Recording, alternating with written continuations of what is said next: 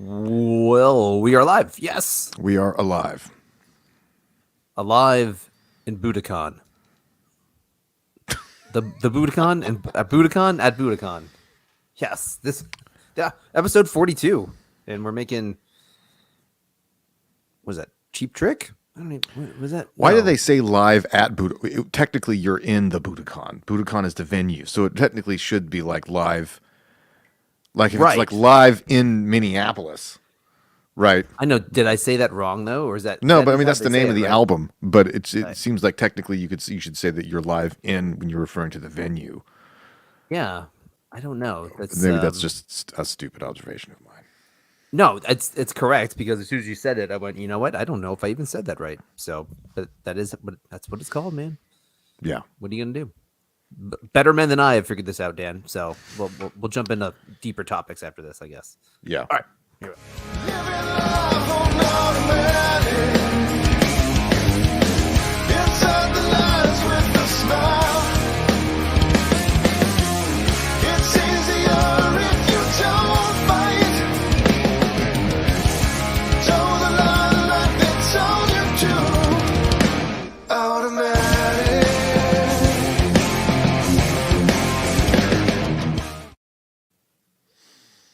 Oh, cool. So as I said, my my hair looks like the ancient aliens dude. So that's a little bit distracting. A, I think it looks good. B, as a way of just bumping off of that one. Didn't even mean to talk about this because I saw this just a few minutes ago. Did you see that the Pentagon has released like 1,500 pages of unredacted UFO I documents? heard something about that. What kind of cool stuff is in there? Well, there's really not a lot of like very big details. I haven't read like any of the actual stuff in there, but like one of the paragraphs from the news report I read. Let's see. So the document features useful data as a useful database which lists the biological effects of UFO sightings on humans and their frequency, compiled by U.S.-based civilian research agency. I heard something about MUFON. Wait, what's MUFON? I don't know what the hell is MUFON. Massive unidentified flying object. It is MUFO. Nice. Yeah, MUFON. MUFON US doesn't. Oh, what does that stand for? The Experience Mutual UFO Network. Oh, come on. That sounds fake. That's not a real government agency, is it? Well, whatever. We'll get back on that. But I heard something about some unexplained pregnancies. Yes. So the paragraph says this includes bizarre occurrences such as a quote unquote apparent abduction, unaccounted for pregnancy, sexual encounters, experience of telepathy, and perceived teleportation. So there's 5 reported sexual encounters between UFOs and humans. So that to me that sounds suspect. like somebody's wife was getting it on the side. Thank and was like, you. I don't That's know, Sonny, UFOs maybe. Darlene, you're dang pregnant. You cheat on me. Like, it was the aliens, bud. It was the It was aliens. the aliens. I'm telling Well, you. yeah. Well, how come the aliens look like Steve from down the street? I know. My son's eyes The are only big. explanation is that Steve is an alien. That's true. Yeah, it's like oh gosh, what's his name in the Men in Black? It's not Lester. What's the stupid guy's name? It's a stupid whatever. But like the guy You mean talking about Vincent D'Onofrio's character? yes, what's his name? Edgar. Edgar. There it is. Edgar. Lester, Edgar. It was Edgar, but it wasn't Edgar. Like he was wearing an Edgar suit. You need to maybe like take a day for yourself, go to Bloomingdale's, get you some nice dresses, and then maybe get like you a decorator, because like, damn. I watched that movie forever. I need to. We watched that. We watched it a couple months ago with the kiddos. They enjoyed it. That's a very good movie. Like, Yeah, it's quality. it is. It holds up. The first one, anyway. And I'm sure the other ones are okay, but that one holds up. Yeah, whatever, dude. Yeah. So, whatever. I want to see what Joe Rogan has to say about this because this is like his wheelhouse. Yeah, him and Dan Aykroyd. That's right, Dan Aykroyd. I always forget how crazy Dan Aykroyd is, like occulty stuff. That's so He's fun. way into it. Very much so. Yeah. Does he have a social media presence? I don't think I've ever seen Dan Aykroyd on like Twitter. I don't think he does. Huh. Yeah. That would be. I remember I was watching that documentary about Ghostbusters the other day, and he was like, "Well, you're talking about extrasensory psychological phenomenon and stuff like that." And it's like he's just completely serious, and he's like, "So I thought I'd put it into it." Yeah, he really is the gatekeeper or the keymaster. That's who he wants to be. So yeah, no, that's funny. Did you see Elon Musk owns like 9% of Twitter now? yeah. I was literally about 3 seconds from bringing that up. Oh, good, because that's like the only other thing I saw that was relatively interesting over the last couple days. But I enjoyed. Well, dang! Don't hit that again. I tried to move my keyboard, the mouse was over the intro there. So yeah, man, I think that's pretty interesting though. Like, because everyone, whatever, there's been rumors forever that he's going to start something or start a rivalry kind of social media platform or purchase something big, and you went ahead and bought 9% of freaking Twitter, which is like, what is it, like 8 times more than the next person? Yeah, the next, like Dorsey owns like 2% or something like that, right? Yeah, something like that. Yeah. So, where does he even own that much anymore? I guess he still does, even though he's not like the CEO. I'm sure he's holding on to some stocks. Why not? Yeah, then other people, well, he doesn't own as much as like these big, large investment firms. Like, well, yeah, but like big investment firms technically own the stock, but it's part of like individual portfolios and stuff like that of like, your 401k and your mutual fund and stuff like that. So those companies don't have like, they're not like majority like voting share. They're not in the boardroom. They're like, it's the silent economy. Yeah. It's computers, Oh, this is the preemptive election of the male your candidate. So actually, I mean, the reaction to it is funny. I don't even think it probably really matters all that much. I mean, I guess if you're a single largest stockholder in a company, you have some say, but it's not like you can like kick the boardroom down and be like, what, things are going to change around here. I own 9% of this company now. They're like, okay, you're not like. Yeah, it's interesting. I don't know. Is it going to be like in Batman when like he comes in there and didn't you get the memo? But people are bonkers, dude. Like you see, like Twitter people, or at least on on Twitter, or like, okay, well, I'm quitting now. I need a new job. I can't work for Elon Musk. Be like, oh, relax, Karen. You're gonna be okay. Yeah. He's only like one of the larger tech innovators of our time, and you can't stomach to have him in the room. But whatever. Yeah, these people need to step out into the real world. I mean, yeah, I know, right? You're just sitting there making like $200,000 a year, being a blue check mark, some kind of developer on, or not even a check mark, just a Twitter employee. I don't even know what it takes to be a check mark. You got to be some kind of uber famous on that. You probably got to get a certain number of followers, and then like, I don't know. Yeah, it's the same thing for like Facebook and Instagram to get that little blue check. You got to be. I don't know. Do they have checks on like Facebook? Is there a thing that's like a verified? I think they do. Yeah. Facebook person. Yeah, that makes sense. Well, I mean, I get it because you don't want to have like duplicate accounts or people mimicking you or whatever. Right. But I mean, how hard is that to tell? Come on, you'd think most people could figure that out in like 5 seconds. I don't know. You'd be surprised. Like a lot of the like musicians and famous people I follow periodically, about once a year, someone would be like, "There's a page out there claiming to be me that's offering like VIP backstage passes and stuff to enter a raffle and stuff." And so, or like people trying to sell like bogus merchandise, So hey, I love bootleg merchandise. Nothing wrong with that. Like Tad Nugent. Or something like Todd Nugent, Ned, yeah, Ned Dugent. I don't know. It's first world problems, man. I guess I'm not sure what's going on. Yeah. But have you seen the Batman? No, I saw you posted about that though, right? You said it was really good. I just said it was really good. No, it's quite good. It's probably not anything that your kids would enjoy because it's very long and ponderous and dark. But yeah, it didn't look like a kid's movie. No, it's not. But it's very good.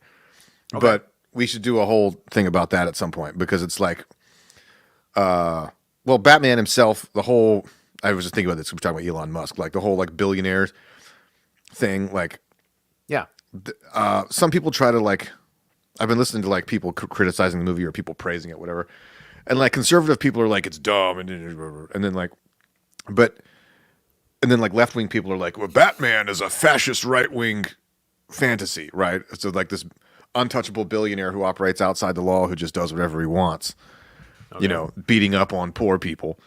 So, but I think we don't have to get into it. But there's a really interesting, like, I think what makes Batman interesting is that it's like, it's an inherent contradiction because I think like Batman himself knows that he's a little bit phony, right?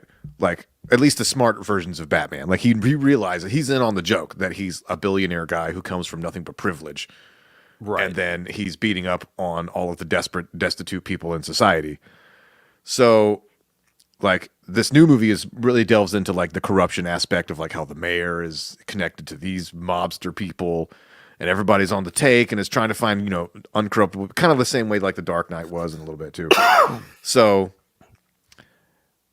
I don't know, like on the one hand, it sort of glorifies, like everybody, vigilantes are fun to watch as characters, right? Like you watch a movie like Death Wish or something like that, or, you know, whatever. But like, we don't actually really want those in real life, do we? I mean, so yeah, you're probably right. Yeah, for sure. Does like it sort of represents like when society gets to a certain point, it when the decay of a society gets to a certain point, it inevitably creates like its own allergic reaction in the form of a Batman or some sort of thing that operates outside of its own corrupt system. does I got a Batman- fever, you know. I mean, and are there critics of Batman, and is there a Batman through or thread point somewhere where he feels bad about beating up on poor criminals because they're poor?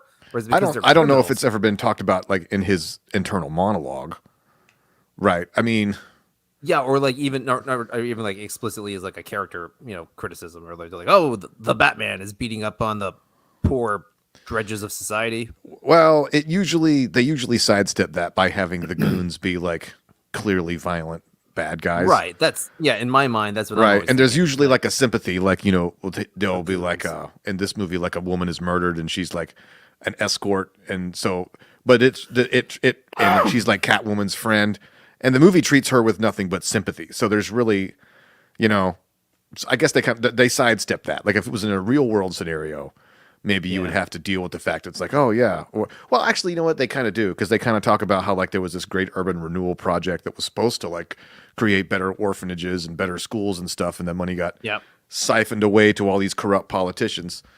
Okay. And so, and then that's where, you know, some of these villains come out of. So I guess it does make that point. Yeah, But- because I mean, and Batman's always fighting a larger villain, like an actual threat to the city. Eventually, I guess, right? Yeah. Usually, like in the story arc, he starts off small, like petty theft, and like somehow being at the right place at the right time. You know, like Spider-Man, just taking pictures of stuff. Yeah. that he himself is doing, but you know that's a different story. Whatever. Either way, I do want to see it though. I wouldn't mind watching it. It's quite good. Maybe I can catch it on a streaming service. I don't have the time. It's to go out- long. I- It's to go out trying and to watch a find time to movie go on see my a own. 3-hour movie in a movie theater. Right. Exactly. And it's So I would- I some would of the scenes go on a little bit. I mean, it's cool to watch because I enjoy like the cinematography and the understated acting, Yep. but it might be more enjoyable at home when you can like take a break, get some snacks. It was Robert Patterson, right? Was Batman? Yeah, Is that his name? So you did a good Pattinson. job. Yeah, Pattinson. Yeah. Is it Pattinson? Is it Patson or Patterson? Pattinson. Pattinson, not Patter. Pattinson. Gotcha. Yeah. So I'm a big Twilight fan. I just didn't really, you know, take in all the characters' names or the actors' names yet. no, he's good. He does a lot with his face. It's very understated. Like there's a lot of scenes where like normally, if it was like a Christopher Nolan Batman movie, there'd be like whole conversations happening where he has these cool scenes where people come in there and they talk to him, but they're actually the only person talking. He just kind of responds with like, you know, like that. So there's a lot of cool little details in the way he plays the role, and so it's neat. Okay, good. I'll check it out. Yeah, I could dig that.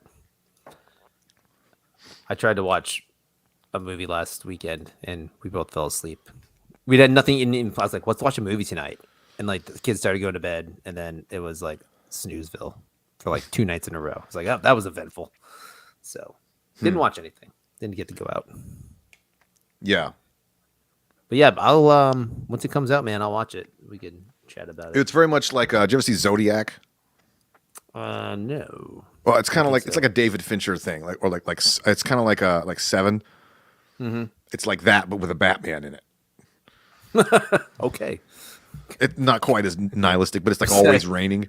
You know what I mean? It's got all this film noir kind of like bleak cityscapes. Like it's pretty neat. Like, anyway, so they got me thinking about this cool. I was listening to this really interesting thing about Nietzsche.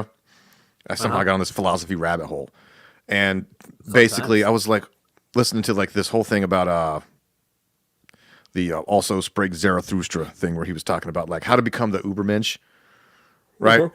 And I was like listening to this thing. I was like, this is the plot of Fight Club, because like, okay, so there's 3 stages, and people a lot of times feel like they think that Nietzsche was like this like crazy right wing nihilist person that like the Nazis liked or something like that. But he was actually pretty reasonable. His whole thing, like, it's almost sort of like almost Stoicism-esque, like Marcus Aurelius and some of those people. But like his whole thing was like, okay, there are 3 stages to becoming the Ubermensch, or like this, the like superhuman would be like the rough translation, right? So the first stage is there's like the camel, the lion, and the child. So The Lion Child. Okay. in his view, like the camel, and most people never get past camel. So camel is like a trusty, reliable person that like builds their identity based on how they're instructed. Okay. And they're good citizens. They follow the rules. They believe in the principles that they're taught. If this were Starship Troopers, they'd all be good citizens. They're like they're working class kind of guy. Yeah, but they pay their dues. They follow the religion of the wherever it is they live. Okay. And they pay their taxes and they do all that kind of stuff. And then, but they're still not self-actualized, right? I mean, they may be functional and they may be quote unquote good by some stretches, but they haven't actually defined their own existence. And so that invites an inevitable, like, sort of revolution in oneself, which is where the lion comes in. And the lion is the exact opposite of that. The lion doesn't want to it takes no cues from anyone else. So there's no societal conditioning. It's all about personal choice, personal freedom. Anything that limits the choice is sort of the enemy, right? And it's like this fully independent, realized person. And it's like, okay, well, on the surface that sounds kind of cool, but that's going to burn out real quick, right? That's like a revolution that doesn't really have any sort of goals other than just depose whoever's in charge. Is that and so the goal is to get of society then? Yes. Obviously. Yeah. So the goal is to get like, yeah, right. These are your revolutionaries. Okay. It's like, and then so the goal is to get past that to the child stage, which the child stage is defined as like creation, where you've shrugged off society's conditioning, and you've sufficiently created your own sort of zone to live in, and then now you can supplement or supplant the old school values with new values of your own that are uniquely and wholly yours. And because there's this quote, it was like, time is nothing but a child's, like the way a child would play, where they just sort of making stuff up and they're doing it. So supposedly, like, and so that's like the enlightenment stage that a person gets to. Okay. And then like, as they've done that, so presumably like the good version of this that doesn't lead to total chaos would be like, as a person goes through their camel stage, and then they shrug all of that off in the lion stage, they realize that it's not that they are just total anarchist, like total nihilistic, nothing matters, there's no morality, but they've seen what is good and what is not good, and so they incorporate those as they remake themselves in the sort of child stage or whatever.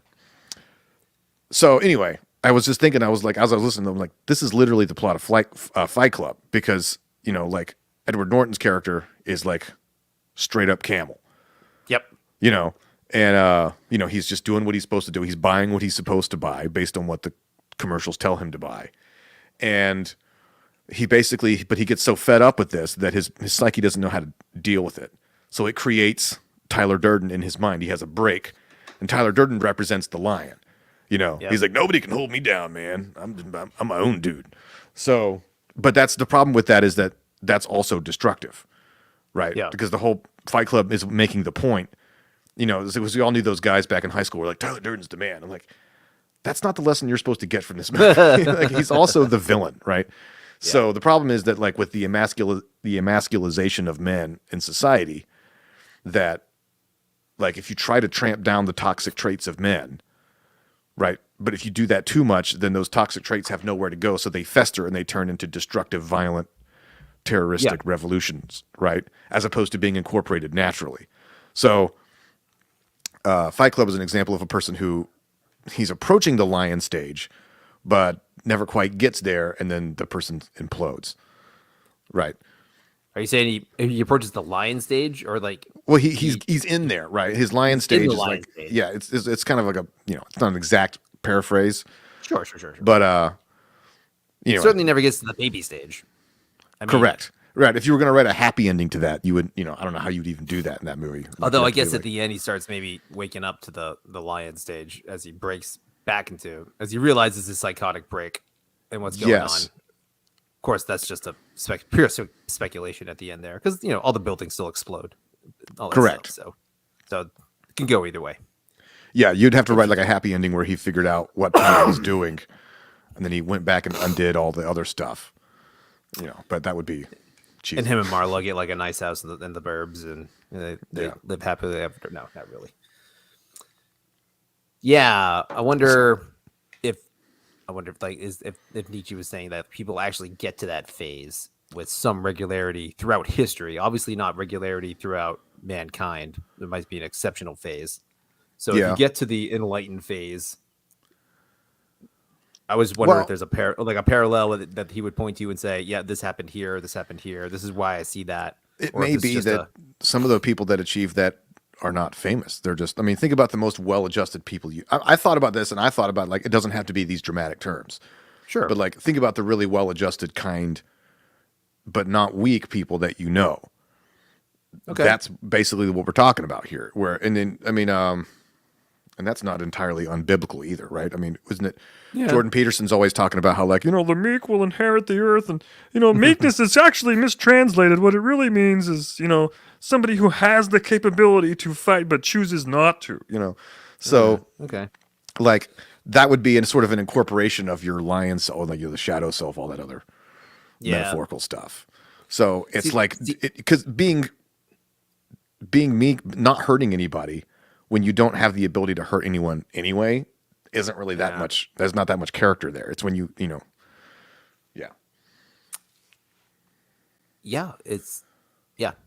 it's like Spider-Man. Great power, great responsibility. Yeah, use it well.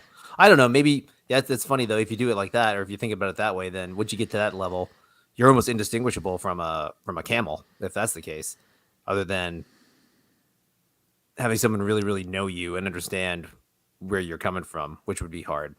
Which I'm not saying that's not impossible. Like, you don't have to be, if it's just you can be like an average, normal, everyday, super well adjusted, very, very moral, good person. I'm not using those terms, whatever. I don't even know if there's a premise behind it. But if that's the case, you could again be indistinguishable from your everyday, normal dude just roam the street as an unenlightened person. Presuming that life didn't throw you or anyone else any curveballs, right? Like if everything was just going along, then I guess functionally from the outside, an enlightened person may not look that much different, right? That's what I mean. I mean from the outside. I mean from like a casual observer point of view. Yeah, but how long is that going to last? Inevitably we all come up against some sort of calamity, whether it's a war or no. You know what I mean? And then that all of a sudden now you get to see who's the camel. Well, I guess what I'm saying is from a Nietzsche point of view. So you're categorizing these people. Sorry. And then so what's the functional distinction between a baby and a camel if it's not a revolutionary point in their life and have an effect on things around them, I guess. Well, although but also like just define effect of people around. I don't know, whatever. That could be. I mean, functionally, you're right. There would not be that much difference, but only from a distance, right? Because an actual, like, the actual difference would be, the camels walking. They're the Karens, the people who are just tunnel visioned.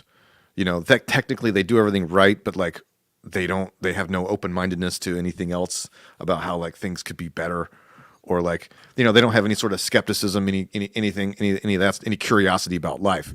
Whereas an enlightened person who's like been around that through that whole, purification process, as it were, that life does. That's the kind of person that like when you talk to them, they ooze out like perspective, So because we know people who that's good. Wisdom, perspective. Right. Yeah. Because wisdom that you just memorized from other people isn't actually wisdom. This is right? true. Yeah. It's like I remember when we were young and we were like, we'd be in like youth group and like various things like that, and you see people and just like, some really like dork fat dude who's like, I'm saving myself for marriage. And it's like, I got news for you, man. Nobody's beating down your door, so it's not a big sacrifice on your part. This is fair. It's interesting. I read about, I don't know, like I don't really care about like libertarian politics and stuff, but I read a bunch of dudes or I listen to podcasts of guys who are like generally libertarian or whatever. And there's this whole post-libertarian world out there where people are just like, I love how people just take a word and add post on the beginning, and now it just means whatever you want. Yeah, exactly. It's like it's very it's super ill-defined, but it's just like the basic sentiment of it is like, so libertarian, non-aggression principle. Yeah, we got all these rules, we got all these principles, we got all these things. You're like, we don't support this government part, we're gonna do this, we don't do that, blah, blah, blah. Now at the end of the day, you have zero influence on culture, you have zero influence on society, and you definitely have zero influence on the government that you claim to hate. So your philosophy, if it ends in you're pissing in the wind. Yeah, exactly. If your philosophy ends in a worldview or consequences that are the exact opposite of what you would want or what you preach, then your philosophy sucks. Which is it's an interesting argument. Another Batman reference in this Batman movie. Sidebar: one of the things that he is part of his internal struggle as a character is that he's like I've been doing this. He doesn't really do Batman voice, but like I've been doing this for like 2 years, and it seems like there's more crime. Like what am I? Is this the right approach here? Like, you know what I mean? Again, that's the thing that's been going on for for like with superheroes in general. It's like a lot of these villains show up. And a lot of times because of the actions of the superheroes of what they're doing. Anyway, so go ahead. Yeah, no, but in like you can also kind of just boil it down to like a real simple thing, like in my mind anyway. So like I haven't voted in the last forever elections. I can't remember the last guy I voted for, and I'm probably not inclined to vote again. However, A, because I think it's pointless, and B, I think it's counterproductive, and I think it's not a consistent worldview. So like if I don't want to control other people, I shouldn't be able to use the ballot box to use my opinion to control other people. However, if you're stuck in a spot where you got people who are only going to control you, and that's always going to happen, and then you have the opportunity to vote for somebody who can hurt you less then it seems like a reasonable thing to do. But however, principally speaking, it's an incorrect position, and that's why these people are like, libertarians fucking stupid, because all they do is do like dumb libertarian stuff, and they don't pursue ways to win. Meanwhile, all the camels of the world are voting in, whoever, right? Yeah. So they're ideologically pure, and they're functionally neutered, stupid, and pointless. Yeah, it makes no difference, and they make no change, like in the real world, because like part of it is like there's guys that just like want to take over smaller sections of the like Republican Party. They're like, well, let's make the Republican Party more libertarian, however dumb idea that's going to be. But it could work theoretically. It works better than getting. I mean, I like that in theory. I mean, like Ron Paul had a bigger impact than any libertarian, quote unquote, actual party member, and he was a Republican. So if Ron, go ahead. Well, I mean, I don't consider myself a Republican, but I do consider I don't even want to say the average, because that even would get into a can of worms. But like, the Republican Party is definitely closer to libertarianism on the main than the Democratic Party is, at least in 2022. Yeah, at least right now. for Right. sure. Now, that wasn't always the case necessarily, right? Because in previous decades or centuries, the Democrats were, in many ways, so yeah, I look at it like a buffet line. You can pick and choose. Like, oh well, they're probably closer to what I think is right on this issue, but on this issue, those guys are crazy. You know what I mean? So, Yeah, it's but true. It is if you probably were if issue there by was issue. if you were going to infiltrate one of the two parties and try to bring in a little bit of this, like, hey, how about we just let people live their lives? How about when in doubt, government no, like that. Those kind of like basic principles. You're going to have a better time infiltrating the Republicans than you are the Democrats, right? certainly rhetorically speaking, you should anyway. Right. Well, right. I mean, one would think that what Democrats used to be, which was, back when the term liberal was thrown around, you were civil rights, all that kind of stuff. Like that stuff that like libertarians are like, oh, well, I like that stuff. Yeah, get the government out of the bedroom, Yeah. all that kind of. But then the problem is that like, Republicans gave up that ground, and then that's a whole other thing. But Right. Well, whatever. Hey, there's like transgender Republican politicians now. Come on, dude. They're hip with the game. They're down with the times. I mean, I don't care. Sure, do whatever you want. I don't know if I can take Caitlyn Jenner seriously on anything, but it's okay. She's a Fox News contributor now. So Hey, that's look, good. if she makes good points, I don't care where a good point comes from. Yeah, I haven't heard one yet. That's all I'm saying. I'm not paying attention to what Caitlyn Jenner's talking And about. neither am I, to real effect. So maybe I got to give her a fair shake, or yeah, give a. It's all good.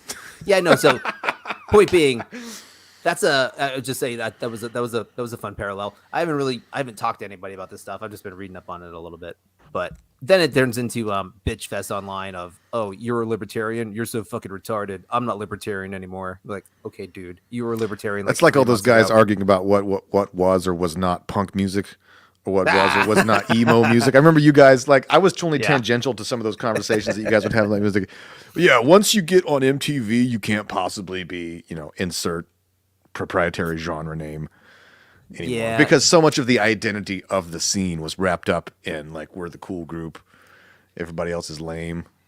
Yeah, that's a bad argument. I would have to go back and kick myself a little bit on that one, on any of that stuff. But yeah. Well, who among us was not stupid back in the day? We didn't have it all figured out when we were 17. Come on. Yeah. It's I don't know. It's funny though. It's just weird seeing people, because actually some guys I've actually listened to or tangentially read and seen stuff over the past like a lot of years, and they not completely changed, but have slowly changed their perspective on stuff, which is fine. There's no reason you can't do that. It's just then, but once you hit your new decision, then to immediately shit on the same thing you just believed for the last like 20 years and like be a complete dick about it. And then you It's just ridicule everybody who literally says what you It's were like, just come saying. on, dude. You got to give people. I mean, you can change your mind and say, here's why you're wrong, but you can't be like, they're all fucking retards for believing that. Like, oh, good lord, you guys are so. I mean, I get it. It used to bug me when I'd have like friends who were like Christians or whatever. Like, well, now I'm an atheist and all Christians are retarded. I was like, you literally just made this decision this week. So last week you're retarded. This week you're not. I was like, you gotta help me here. Why all of a sudden everyone's retarded and you're not? I was like, okay, Yeah. whatever, that's fine. Now we're all irrational. You're the rational one, although you were irrational for 27 years, and now you just became rational this week, so you're good. Yeah. Like, I don't think that's how that works. That's not how this works. I really hate conformists, just like everybody else. Yeah. See, that was funny. That was a good high school joke. Yeah. It was like I'm more nonconformist than you. I'm the most nonconformist out there. Yeah. I don't play by anybody's rules, even my own. Hell, I don't even understand the rules. I'm just making What is shit that up as I from? go. That's from something. I don't remember. Anyway. I don't know. Yeah, well, okay, so that made me think again with the sort of camel lion baby scenario. You could almost extrapolate that to like societies as a whole, right? Like, I was going to ask you that too. I wonder if there was a well, because right, I don't know if this is in the literature or not, but as I was listening to it and thinking, this is the kind of stuff I think about when I'm driving around. I was like, like I think about how many revolutions there have been, like the communist revolution, like they had something. They knew they wanted to change something, Right. The problem is they didn't really think it all the way through. Like, what are we going to change it to? And that was the problem. They didn't allow the process of the lion defeating the camel to be like a learning experience, right? Or a teachable moment for themselves. They're just like, oh, rip everything to shreds, and now you're sitting here and just in a pile of blood. And you're like, oh, well, I guess we won. You know, like, Yeah, what do we right. do? And it's like meet Now the new what? boss, same as the old boss, Yeah. right? Which is the inherent. I mean, that's the inherent. Sort of the push pull of all revolutionaries, you know, left, right, Yeah. conservative, Super liberal, common. Super common. Yep. right? So, I mean, conservative literally means to conserve, to preserve, or to be a bulwark against liberalism. And the point of liberalism is to push boundaries, Right. or at least progressivism, maybe not, right? And the problem is that like people get so obsessed with holding their portion of the line, they don't think about the actual issue. Right? It's like, what? Well, you get this mindset that's like, well, whatever currently exists is bad, and we just have to keep pushing. Right. Okay, and then the other personality type is like, well, we just gotta keep those people from pushing. Right. It's like, how about you're both Even if- wrong? How yeah, about even if you're sometimes holding things on to need to be pushed, and sometimes Exactly. people push things too right. So, yeah, Yeah. What is it? It's like I think it's a G.K. Chesterton quote, I think, about like the difference between conservatives and progressives, or conservatives and liberals, is that conservatives see a fence and go, "Hey, that fence is there. It's Oh, protecting right. us. Let's keep it there." And the liberals are like, "Oh, I see a fence. I need to tear it down." And no one never once stops to ask, "Why is the fence there?" It's just like, "Oh, I know. I'm Right. supposed to save this, and I'm supposed to knock this down." Like, okay, maybe, you know, like you said, either one of you could be right, or you both could be wrong. The fence maybe should be there, or maybe it shouldn't be there. Maybe there's a good reason it's not. You know, I mean, it can go both ways. yeah. So, but then that would require you to be a baby, Dan. If I'm getting this analogy right, is that baby level thinking? Must be. Yeah, I don't really. I don't really. I don't know. The whole child metaphor part breaks down a little bit. I don't but- like it either. To be honest with you, it doesn't seem. Well, I mean, the lion part doesn't work either because lions are inherently social animals. So maybe it would be better. He probably wasn't a biologist or a zoologist. So maybe you could pick a better example. Would be like maybe a shark, some sort of rogue coyote or something. I don't know. Hey, he's not a biologist. He's in good company. I mean, our Supreme Court nominees aren't biologists either, so we got to cut him some slack. I mean, I'm not a doctor. Yeah. Hey, I'm no biologist. I'm a marine biologist. I'm a professor. Yeah. See, why no one's done that? Why we need to incorporate some George Costanza marine biologist jokes into the Brown hearings, which are pretty much over, thank God. So you don't have to listen to that crap anymore. But Yeah. I saw It's basically somebody, the Supreme Court is basically just like a decades long like NBA draft. Where everybody's trying to see who can get on what team. I've seen multiple headlines. They're just like Judge Ketanji Brown set to be first black person on the Supreme Court, and people are just like, Clarence Thomas has been on there for like 30 years, right, or like 25 years, and Yeah. like it just has to be a typo. They meant to say like black woman, and they didn't do it, but they just put black. Well, person. because It's they like, can't use the word one because who knows what the hell that word means. right, Dan. I didn't even think about that. That's the genius of it. Oh, it's the insidious genius of it. It's so stupid. What a dumb time we live in. Oh, Yeah, I see. You're right, and this is, yeah. I used to make the same joke about like Sarah Palin. yeah. Like I was no Sarah Palin fan, right? Like, but people would be like, they would use this logic where they would say that like if you opposed Hillary Clinton, or like if you weren't like really excited about Elizabeth Warren in the primaries or something like that, and it's like, well, you're just threatened by a woman in power. A woman. Okay. Yep. Like I just think it's high time we see a woman in the highest office in the land.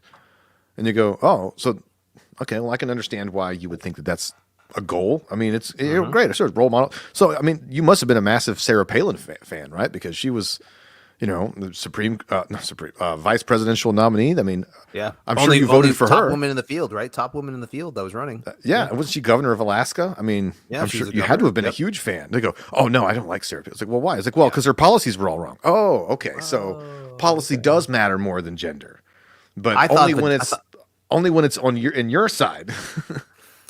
There's I listened to this podcast that's really funny called The Fifth Column, and like one of the dudes, is a black guy, so he can get away with saying this stuff. I mean, I'm gonna say it anyway, but he's just like, yep. He's like, when they first started doing the hearings for the Supreme Court, they're like, yeah, well, her qualifications, as Joe Biden said, is she has a smooth black vagina.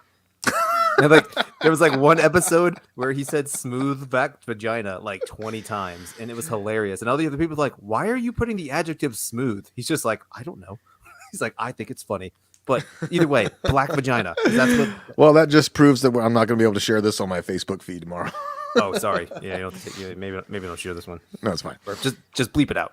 Hey, Well, I remember. didn't say it. Look, we were I'm just talking about quoting. Chris Rock. Remember, Chris Rock made that joke. It was like he was on SNL in like in the '90s, and it was like this was like '96 or whatever. He's like, everybody talking about sexual harassment all the time. You know, sexual harassment. You know, Clarence Thomas, all this stuff. And he's like, it's all about looks, man. It's all about looks. Because if Clarence Thomas looked like Denzel Washington, we wouldn't be having this conversation. You know, and there's a whole thing where he's like, stop it, Clarence, you nasty, you fine self. You know, like all this whole stuff. And like everybody laughed at that. Like then it was funny, you know. I mean, yeah, right. It's probably not right. He's probably not wrong, but whatever. See, it's again, it's But just see, all the reason that's funny is because it does point at a little bit of truth. for sure. Right. And then like all of us are a little bit inconsistent with some of that stuff. Right. But Yeah. Well, there's like, the whole- we'll file that under the giant column of Chris Rock jokes that could not be made today. yeah, no joke. It's like, yeah, you know, inconsistency on like sexual harassment or like sexual abuse and stuff like that. Like high school teachers, like a 40-year-old high school teacher trying to sleep with like a 13-year-old high school girl, or like a 40-year-old hot high school female teacher trying to sleep with a 14-year-old high school boy. And like guys are just like, oh yeah, dude, all day. Up If I top. went to high school, I would love to go to high school, not high school. You're like, that's a rapist. Like that person is a evil person. It's like and there was like a string of that for like a couple years. There was like this really attractive woman getting arrested for Yeah. And banging you look at their mugshots. 15-year-olds. Yeah. Right. Maybe where did all those people go? They're on OnlyFans now. I don't know. I guess so, right? I mean, yeah, because I mean, for sure, it was like They all criminal got events. napped up by the special Yeah. victims unit. well, I'm sure they did a little bit of jail time. It's not like they're going away to Rikers or nothing, but you know, still. Rikers. Where are they now? That should be that's like a VH1 like bad or like a True TV spinoff. Where are they now? Hot teacher sex offenders. Where are they now? Yeah. I'd or watch. like one of those reality shows are like, we put 6 convicted child sex offender teachers, high school teachers in a house together. And there's like 3 dudes and like 3 chicks. They're all like 48. That would be crazy. That's He drives a quality 1987 Impala. television. Yeah. Her double ankle bracelets still haven't come off yet. So yeah.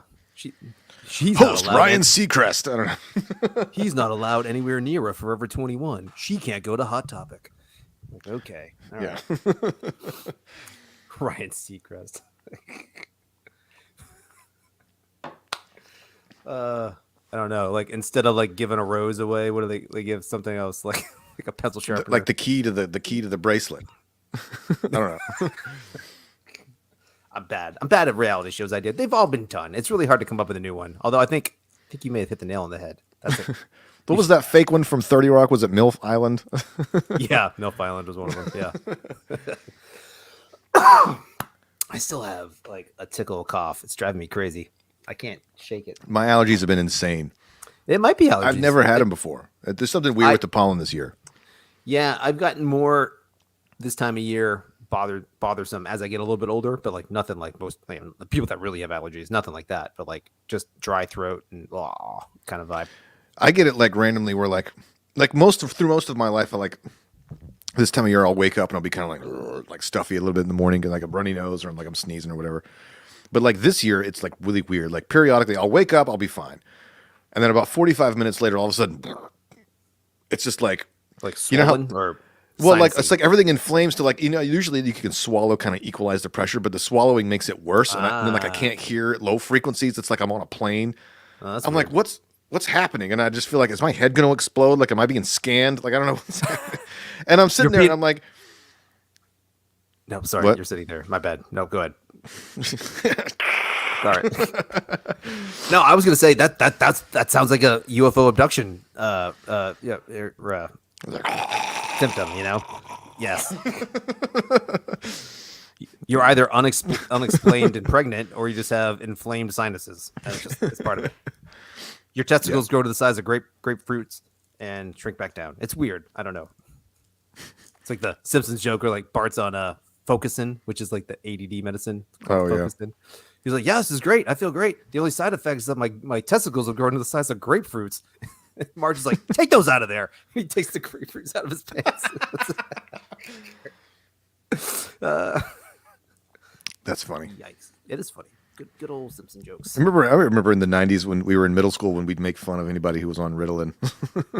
Yeah. Now everyone's on some kind of version of that. Not everyone, but a lot of people. degree. Is like Ritalin still a thing, or are there don't know. different like I mean, there's all sorts of ADHD medicines. I'm sure they figured out ways of rebranding. Yeah, I feel like Ritalin. Guys, we need to do a brand facelift on Ritalin, and so they figured out some concentrationol or something like that where they can give kids so they tweak the formula just a hair, give it a whole new name. And then they give all the girls antidepressants and SSRIs and various Zoloft things starting when they're 14, and it messes up their ability to be happy for the rest of their lives. Yeah, not a good trajectory. You gotta keep the kids off that stuff if you can. I heard a really interesting interview with Dr. Phil a few years ago, and I felt very validated because, like, I remember like previous to that, like in a previous season of life, my therapist was like, "Well, have you tried?" When I was at sort of my worst, there was like, "Well, have you tried? There's medication that can make you feel better a little bit and help with some of the parts." And I was like, I mean, I'm not morally opposed to it. Tell me more." So she was explaining a little bit more. And then she's like, "I'll write you a prescription." I was like, probably don't need it. She's like, "Nah, it's fine." And I'm like, "All right." So it's like, "How long is this going to take the prescription? Take the pen. So I was like, "How long is this going to take?" It was like, "Take about 3 months." And I'm like, "Okay, geez, I don't look. If you don't know anything about me, I do not have the discipline. I can't even take regular vitamins every day for it takes it would take 3 months to help to start regulating and get your body. It's something like that. It's not like Percocet where you just take it and you're like, everything's great, Yeah, sure, fair so, but eventually I was just thinking about it and I was like, there's nothing wrong with me. Like, the reason I feel shitty right now is because of, I can name the reasons. I can count them on one. Yeah. You know what I mean? Like, there are shitty things happening. Yeah. Right. And it's like, I would much rather fix the problem than fix the, you know what I mean? And so that wasn't that was sort of a rare moment of I'm not trying to say I'm some sort of wonderful character wise person, but I did have that thought at the time. And then a couple of years later, I was listening to Dr. Phil talk about some stuff. And I'm not just bringing this up so I can do the Dr. Phil voice, but he was at this thing. And he's like, "Man, everybody's it's just too much medication. I mean, I tell people, sometimes if you're feeling shitty, it's because your life is shit. You need to feel bad because it's bad. You don't want to just not feel bad because if you feel bad, then maybe you'll figure out a way to change it or something like that, right. And it was just it was a surprising, he's much more articulate, in interviews and stuff than I wasn't really a big fan of the show or anything, but it's just real daytime TV, Oprah-esque kind of crap. Yeah. So, you think about all these kids, especially teenagers. Who isn't moody and emotional and weird and depressed when you're a teenager? I wasn't really too bad. I was a little bit, but not overly so. Yeah. I kind of punted all that stuff into my 20s, but we got a comment. Osama bin Laden killed all American soldiers. Okay, well, we'll just. Well, he said it 1, 2, 3, 4 times. Okay, well, I'm not going to call the police. It's the internet. What do you want me to do, man? Should we put the user in timeout or block? Let's go with block. Stifling free speech as we speak. There we go. Hey, we gave him a platform. We're not deplatforming him. It's just, He can go piss in somebody else's cornflakes. Thank you, sir. Yeah, I was. But I just remember thinking about that, experiencing the existential terror of being 15 and then figuring out how to deal or not deal with it is that's part of life. Yeah, the over medication of an entire generation, people up on our age now, which pushing 40, right? So there are metropolitan areas or like highly dense areas where like the runoff in the water and they catch fish and stuff, and the fish have elevated levels of like estrogen. I've heard and that. like and like a bunch of other stuff that's all these hormonal things. That's like a hormonal thing, but like all these other, just common items that are in everyday medications that people use like all the time.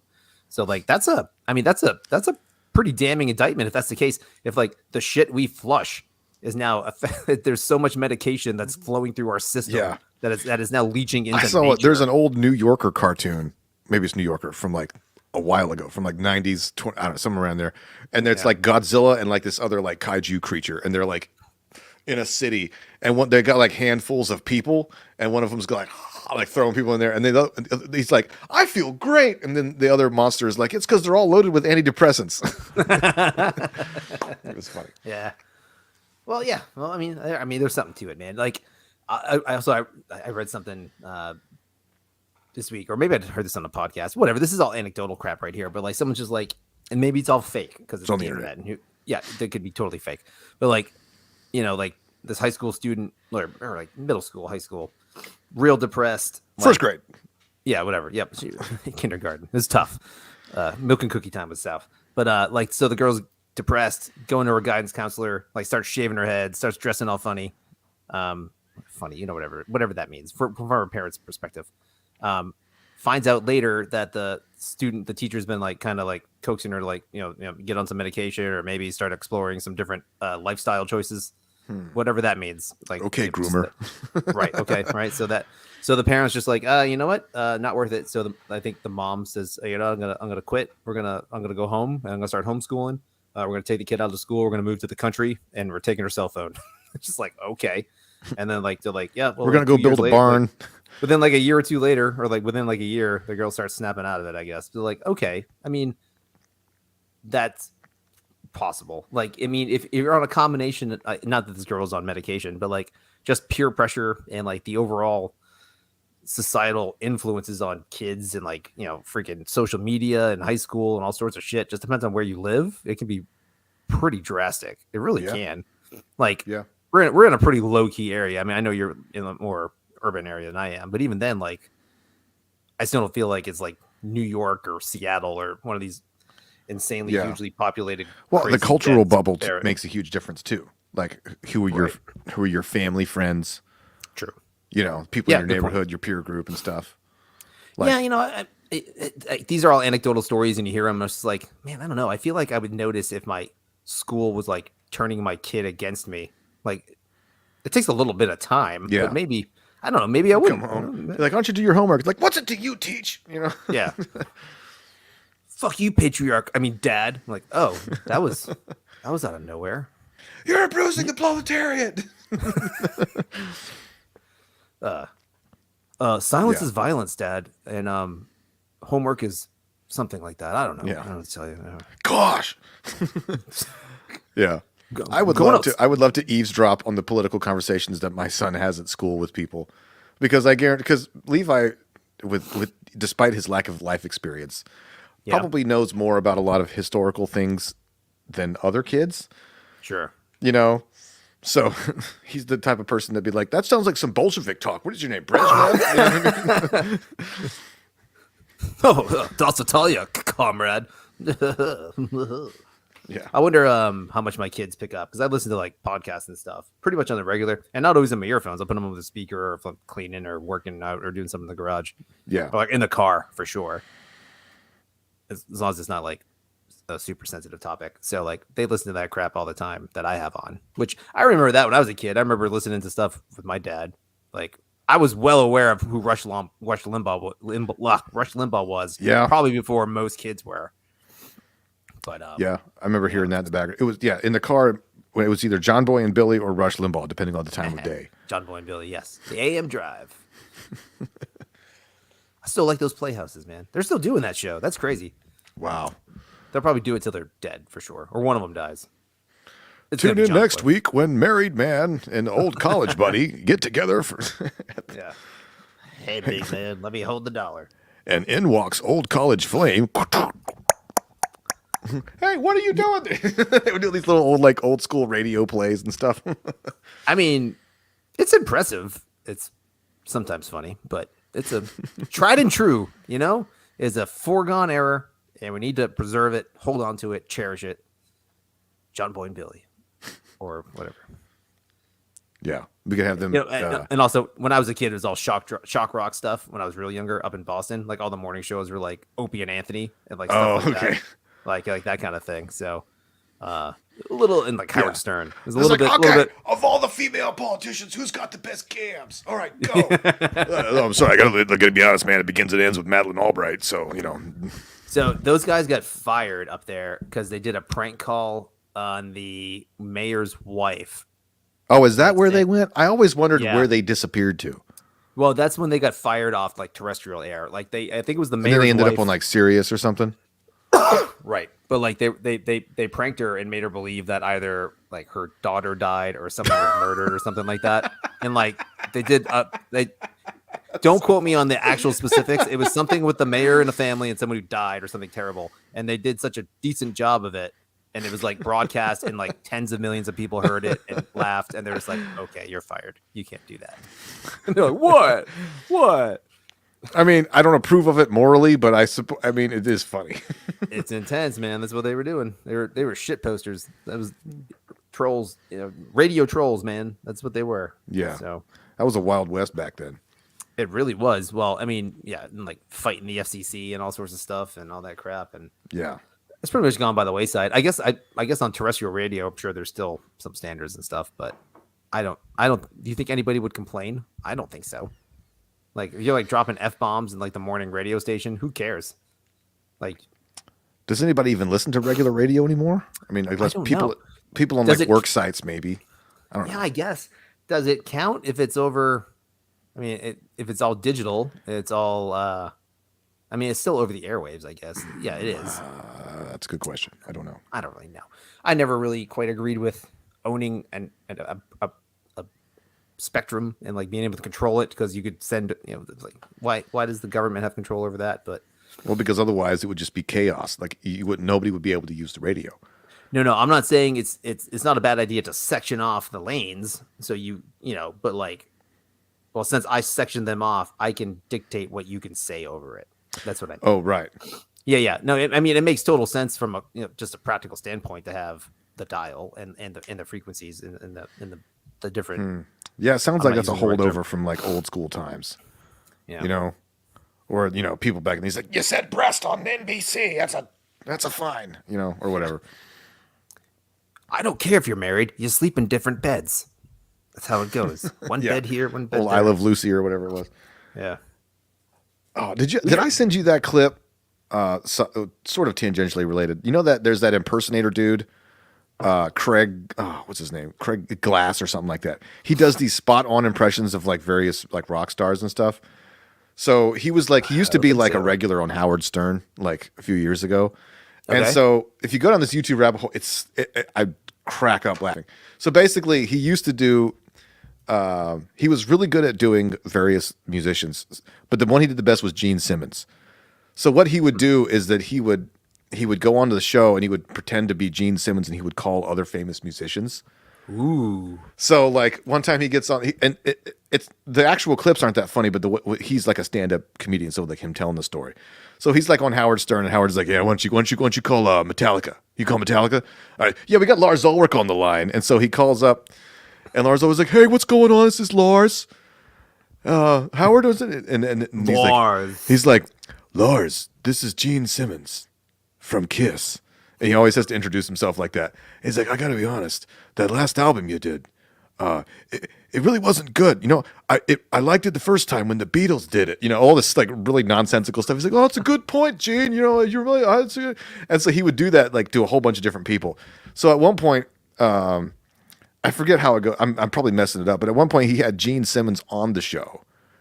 And so then he had this other guy. So Howard Stern is like, oh, just bring them all in. Let's do it. That would be fun. Let's see what happens. So he had actual Gene Simmons and then fake Gene Simmons, and they were both on microphones. And if you're just listening to it, they sound identical. So he would be like, stop doing my voice. He's like, why don't you want me to do my voice? And he's like, because I don't even know. Why don't you want me to do my voice? It's I've it's heard the guy's really name, funny. and like I just googled it real quick. I recognize him, so I may have seen some of that. So I'll take a look at it. Did I send you the Give it a listen. It's the, pretty funny. the Wheel of Fortune thing with Andy Richter? Oh, Like, yeah. Fuck I mean, me we in the air can't. Yeah, tonight. dude, it was so funny, and like he did like such good stuff. Like I watched it like 3 times in a row because I was laughing so hard that I missed half of them. So like I would catch the other ones, and like my favorite one, he's like Dwayne the fuck Johnson. Just like that was that was the stupidest thing ever, but it made my whole day. I was thinking about it all day long, laughing. Yeah, That's such a simple joke, it right? is. It's like the one, like the count video, where they bleep every time he says the word count. Oh yeah, It's such an But also, easy though, concept. it is. But like writing all those fill in the blank, probably the word fuck puzzle pieces.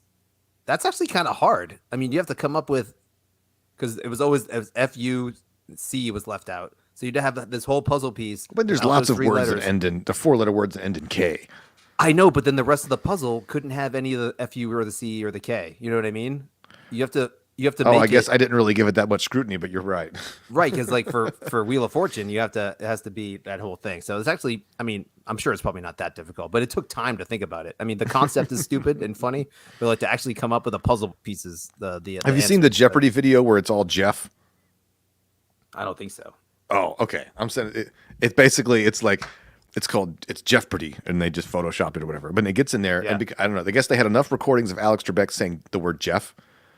So it's like, Okay. and the cat. It was like, okay, and our contestants are Jeff, and it's like and it says Jeff on all their little name tags, and then it gets to the categories. It's like Jeff, and it's so then and then the first person is like Jeff, your go, and he's like, I'll take Jeff for 300, and he's like, Jeff, beep beep, what is Jeff? That's correct. Jeff for 400, and then it gets and it's like, Jeff, and he's like, what is W.C. Fields? No. The next person comes in. What is Jeff? That's correct. It just goes on. It's so stupid, but it's just the way it's edited. You wouldn't. It's just like it's really clean. It's Good. clever. I don't think I've seen that, although maybe it rings a bell. I don't know, but I will have to see that too. It's real good. Now we're into Hey, video have you ga- seen that? like, The videos. YouTube? Did you see the YouTube where the guy and then it was the goat and then No, he but fell up the expressly ladder? We're in game show parody level here. Have you seen the game show? Did can't you even see think the of the one where the guy with the drone and I can't even think of a better game show than Jeopardy and Wheel of Fortune are the quintessential game show 1 and 2 punch. So I'm sure there's better ones out there. Family Feud's right up there. I love me a Family I Feud. enjoyed the first season of Who Wants to Be a Millionaire That's not a bad concept. because it started that Little- whole A little Like bit of the- little drama. yeah. I mean, it was like the sort of renaissance of game shows, Yeah. right? You know, On like big new network stuff besides like Game Show Network crap. Actually, maybe that was the Game Show Network even around then? Might no, not this have was been. like NBC. Like this was like water cooler stuff. Everybody was talking about Who Wants to Be a Millionaire. Yeah. I know that. You I know, just wonder if they're Okay, do you want to phone a friend? You know, and I remember like the time the first guy won $1 million, and everybody thought it was like this huge cultural milestone. yeah. Simpler times, Dan. Simpler times. It's when the country cared for things. We built things and we made television shows that everyone loved. Back when a man winning $1 million was news. That's right. It really, you could be that man. I want to be a Anybody. millionaire. You could be from Kansas or Michigan, a school Or teacher, or a firefighter. Or Detroit. You could be Gene Simmons. Something like that. All right, we're past an hour here. We Yeah. can ramble on or get on out of here. Go down that old dusty trail. All right. I cool. could probably stand to go to bed. Yeah, me too. I wanted to go to bed like an hour ago, and I slept forever last night. I went to bed super early, but I woke up very tired. Yeah. So is what it is. All right, man. Well, we'll have a talk next week then. All right. Hit the right button. There we go. Ending.